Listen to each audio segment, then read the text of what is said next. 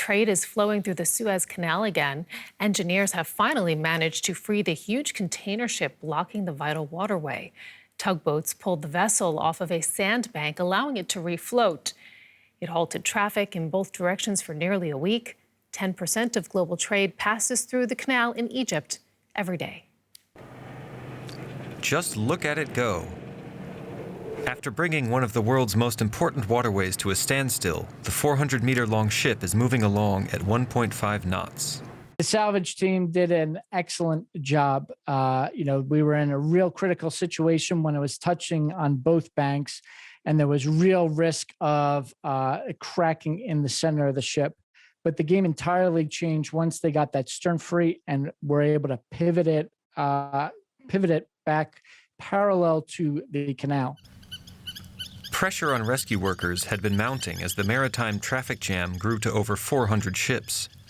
Suppliers had to decide whether to wait indefinitely or sail an additional 7,000 kilometers around the African continent. For now, they can breathe a sigh of relief, but questions remain. What I think this probably goes to show is the fragility, perhaps, of the global supply chain. I mean, this is a very significant maritime artery, one of only two major canals in the world that operate in this way in terms of moving ships from one ocean to another. And so I think any blockage there has proven to be, really, really challenging. The Ever Given's technical managers said initial reports ruled out any mechanical or engine failure as a cause of the accident. But human or other technical errors could still be uncovered in the investigation to follow. And let's get more. We are joined now by Bill Kavanagh, who is a ship captain and knows the Suez Canal well, having passed through it on a number of occasions. He joins us from Cork in Ireland. Welcome to the program, and thank you for being here. Nearly a week, we have heard, to free this vessel. What do you make of that? It's taken a week. Fantastic work by the salvage crews and indeed the master and crew on board the ship itself. It's been very difficult. It's unprecedented. It has never happened to this extent before. There have been about 75 incidents in the past decade. That's a pretty good safety record. What has happened here is that the bulbous bow has become stuck on the east side of the channel. The bulbous bow is a protruding bow which increases efficiency and speed for these vessels, for all large vessels. And because of its shape, it actually got embedded on the east side. So they were able to get the stern off first. And that enabled them to transfer some ballast or take in ballast in the stern, which lifted the bow off a little bit. But it took a long time because of that bulbous bow becoming embedded. How difficult is it to navigate the canal? It isn't difficult at all, actually, except it's busy because they work in convoys. So ships don't normally operate in convoys, except perhaps in ice areas where they work in ice convoys, very rare.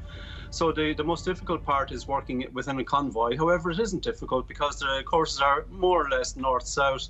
They wait in the Great Bitter Lake for the other convoy to arrive, rather like a siding in a railway station.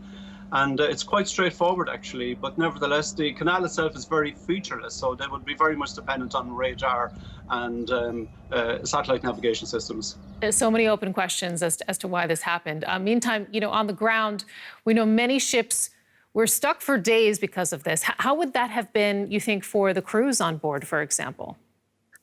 Well, it's very stressful for crews because in the middle of this pandemic, crews are actually spending more than their contract time on board a ship, and this has become very stressful for them. Some crews are spending up to 1 year on board their ships. They cannot get home.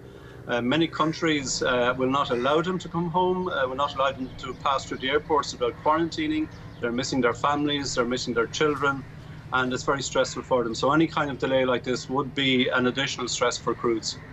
Any proactive measures that you can think of or perhaps recommend that you think might prevent something like this from happening again? It's almost impossible to prevent human error or errors like this happening, but we can mitigate or reduce the possibility of those errors happening again. There are a few things that could happen from the initial information we have. For example, there should be a maximum speed for vessels transiting the canal, these types of ships.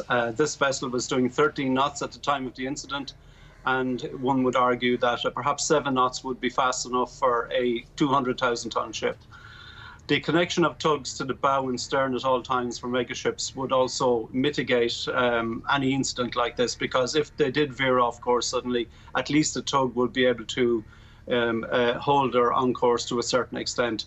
And of course, there is going to be a need to rewrite the standard operating procedures for the Suez Canal, because they're going to need a better contingency plan in place, just in case something like this happens again. In other words, what if? Captain Bill Kavanagh in Cork, Ireland. Thank you. Thank you.